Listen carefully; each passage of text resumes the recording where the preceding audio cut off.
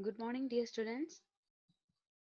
In last class, we started Unit 1, Diversity of Living Organism. From that unit, we dealt the first topic from the chapter, The Living World. So we learned what is meant by a living organism and the various characteristics that a living organism possesses.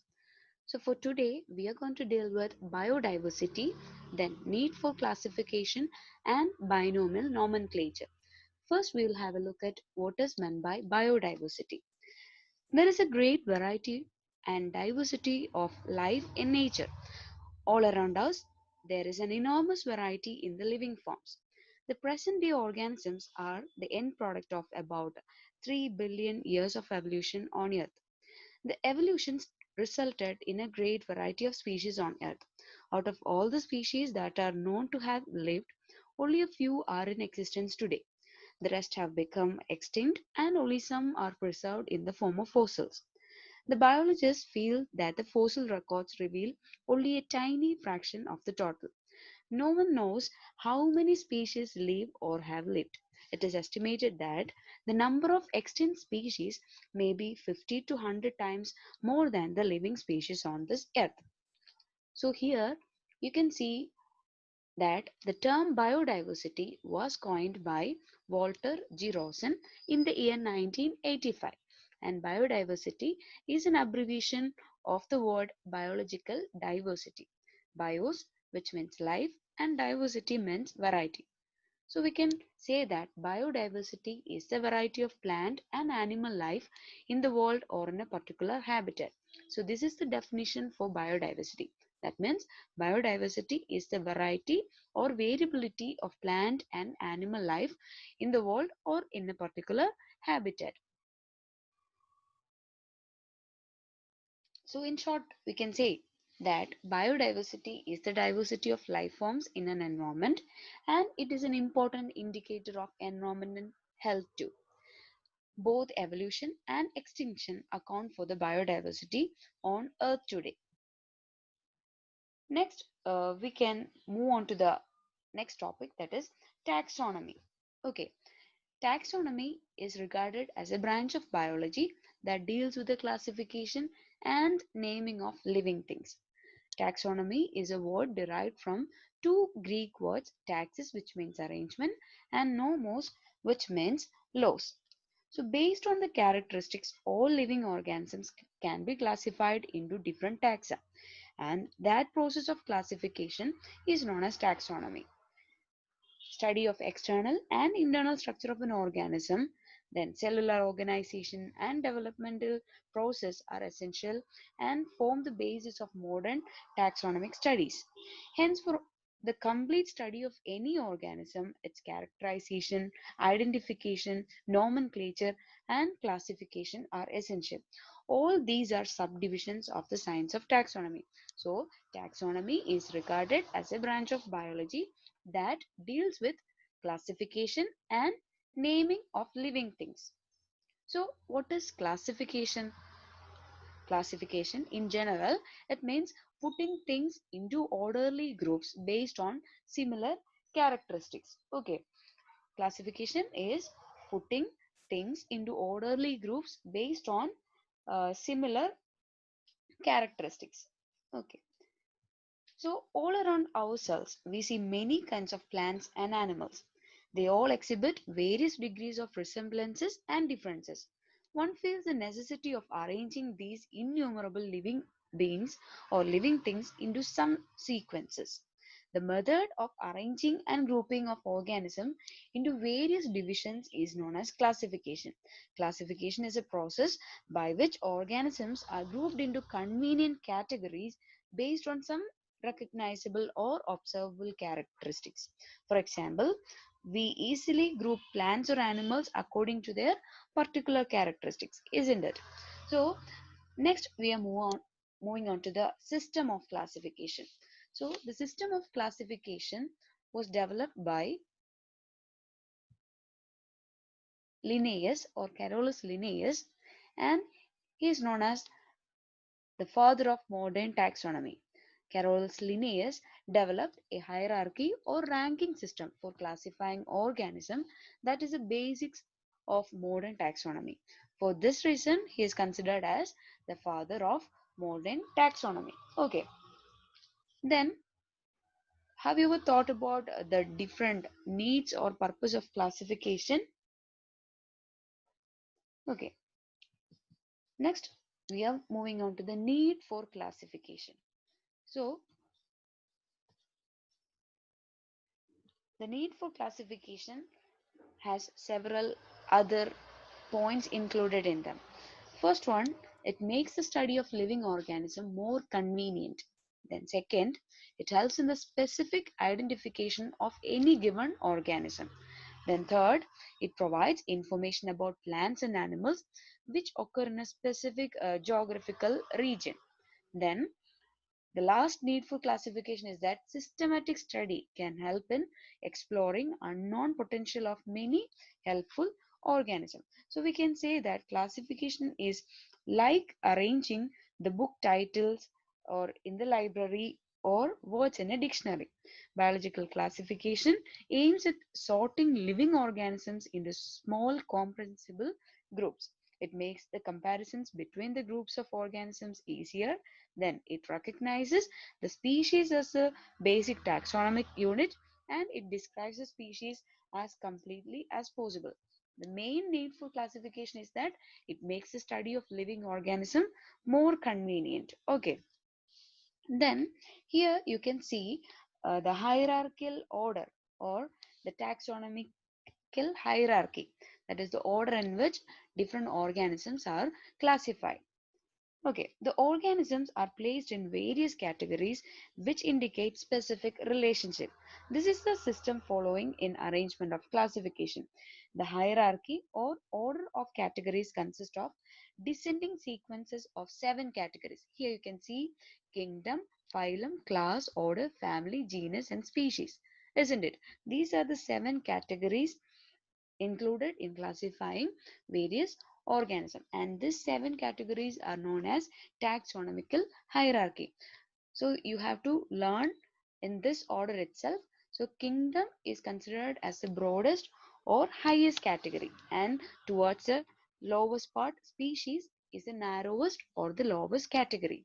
So you have to study in this order: kingdom, phylum, class, order, family, genus, species. So I have given a mnemonic device for you to understand these 7 categories in order. That is K. Here you can see kingdom. King Philip came over for good sauce. So here you can see the first letters of each category has been formed into a sentence. So King Philip came over for good sauce. King, kingdom, Philip, phylum, C, came, class, then over, order, for, family, good, genus, and S stands for species or source. So this is a just a trick for you to understand or study this order in a simple manner. Okay, when you by heart King Philip came over for good sauce, you will be able to write the 7 categories in order. That is kingdom, phylum, class, order, family, genus, and species. Then next we are moving on to the binomial nomenclature. Okay, the word nomenclature is derived from 2 Latin words. Nomen means name and clare means to call. Therefore, nomenclature means to call by name. It can be defined as the system which is responsible for giving name to an organism is known as binomial nomenclature. Okay, so binomial nomenclature, we have said that binomial nomenclature is a system responsible for giving name to an organism. Okay, then scientists have made several attempts in the field of nomenclature. Both the most workable and most acceptable system of nomenclature was proposed by Carolus Linnaeus. He proposed to name the organism in 2 words, in which the first word is the generic name and the second name is specific name or species name. So binomial nomenclature was formulated by Carolus Linnaeus, and the system by which the name of species is given is termed as binomial nomenclature, and it was published on 1st January 1758 in Linnaeus' book entitled Systema Naturae. This system is followed universally till today because through it the confusion of prevailing before 18th century of calling an organism by common name is removed, and also the organism is recognized by the scientific name all over the world. So we have said that binomial nomenclature was formulated by Carolus Linnaeus, and according to binomial nomenclature, each name or each scientific name has two components. That is, first one the generic name or the genus name, and second one the specific epithet or species name. This system of providing a name with two components for an organism is known as binomial nomenclature. So this is the definition for binomial nomenclature. You have to learn this. Okay. The scientific name for an organism ensures that each organism has only one name. The description of any organism should enable people in any part of the world to arrive at the same name. So, for plants, scientific names are based on agreed principles and criteria which are provided in International Code for Botanical Nomenclature. You have to learn the expanded form of ICBN and ICZN. Okay. So for plants, the naming or the naming of plants are based on certain principles and criteria proposed by ICBN, that it is International Code for Botanical Nomenclature. And for animals, the naming process is based on various criteria and principles proposed by ICZN, that is International Code for Zoological Nomenclature. Okay. So here you can see Carolus Linnaeus, a Sweden taxonomist who developed a word system for identifying each kind of organism, and that system is known as binomial nomenclature, that is calling an organism by two names. Bi means two. Next, there are certain rules to be followed while naming an organism, or there are certain rules for nomenclature. So let's have a look at the various rules in nomenclature. Biological names are generally in Latin and written in italics. So when we are writing a scientific name, the name should be in italic form. You will see the example later. So first rule is that biological names are generally in Latin and always written in italics. They are Latinized or derived from Latin irrespective of their origin. Then, second rule, the first word in a biological name represents the genus name, and the second component denotes the specific epithet. We have already learned that binomial nomenclature is naming the organism using two names, and the first name stands for generic name and the second name stands for specific name. Here you can see that first name example, Homo sapiens is a scientific name for humans, and here Homo is a genus name. That is, the first name is the genus name and sapien is a second name, and that sapien denotes the specific name. And we learned in the first rule that biological names are generally Latin and written in italics. Here you can see Homo sapien is written in an italic manner, isn't it? Then, third rule is both the words in a biological name, when handwritten, are separately underlined or printed in italics to indicate their Latin origin. So, the third rule is that when we are writing a scientific name, you have to separately underline the words. Okay, separately underline each word, or printed, it should be in italics form. Then fourth rule, the first word denotes or the first word denoting the genus starts with a capital letter, while the specific epithet starts with a small letter. For example, Mangifera indica is a scientific name of mango. Okay, so this is a scientific name. You can see that Mangifera indica is written in an italic form, and first name is the genus name and second name indica is the species name. So according to the fourth rule, the first word denoting the genus starts with a capital letter. That is, genus name in Mangifera indica is Mangifera, and the first letter of Mangifera should be written in capital letter, while the all other letters should be in small letter. Then it also says that specific name or the species name, here the species name is indica, it should be written in small letter. So according to binomial nomenclature, the scientific names are generally in Latin and should be italics if printed and separately underlined if handwritten. Then the generic name should always begin with a capital letter, but the specific names should start with all small letters.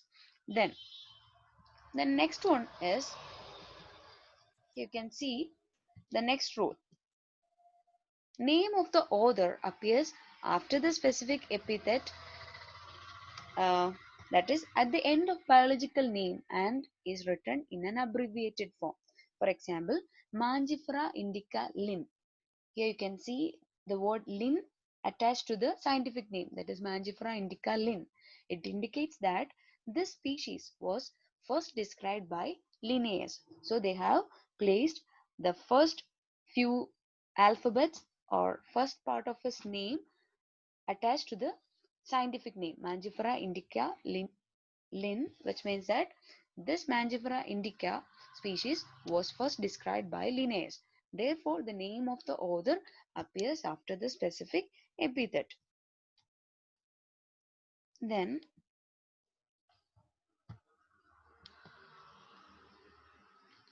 here you can see a summary of binomial nomenclature. I'll just give you one more example. Canis familiaris as an example. Here you can see first letter of the first word genus is always capitalized. Canis, C is capitalized. And then second rule, first letter of the second word species is not capitalized. They are all written in small letters. Then both words are italicized or both words are underlined. If handwritten, these has to be italicized or italicized. When binomial nomenclature or scientific name of a species is written, it should be in italic form, and if it is not in italic form, you have to separately underline both words. Canis, you have to underline the word canis, then you have to underline familiaris. Do not underline or space between the words. Here you can see a space between two words. So you should not underline the whole word by one line. You have to separately underline each word. Okay. So here also you can see an example of human species. We have learned that the scientific name for humans is Homo sapiens, and here you can see the hierarchy or taxonomical hierarchy of Homo sapiens. That is, humans belong to kingdom Animalia, then phylum Chordata, which means those organisms that possess a spinal cord.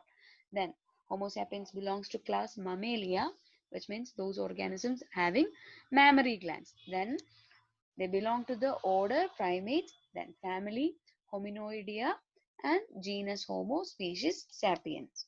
So these are the hierarchical order in which Homo sapiens are placed. Here you can see different examples of scientific name of various organisms. Wolf, their scientific name is Canis lupus.